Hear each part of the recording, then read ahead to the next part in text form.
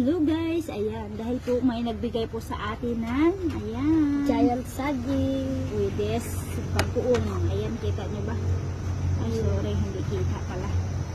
Hindi kita guys. Ito po ay bagoong with a lot of sili.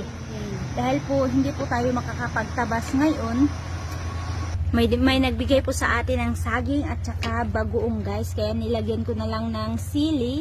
Ayan po ang aking anak. Giant po yung saging. Giant. Malaki nga. Unya na nun. Tapos, parisa na lang natin ng Kape is like. kape. Coffee is life, guys. Kaya ayan, ito pong kakainin natin ay libre na po ito sa isang kainan na hindi tayo kakain dahil ito po ay nakakabusog na, guys.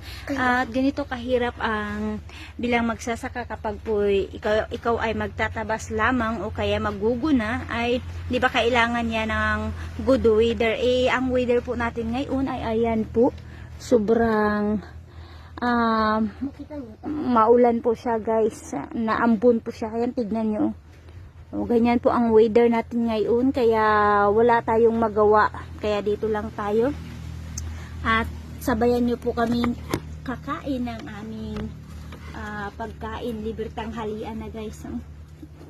Saging with bagoong and then with coffee, black coffee. Ayan, kain na po tayo guys. Masarap yung bagoong.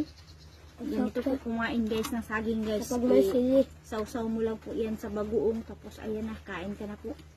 Ang sarap. Ang sarap ng bagoong. Maanghang siya guys. Tapos inuman mo ng kape. So, ayun lang guys. Kain po tayo. Bye! Pakita mo.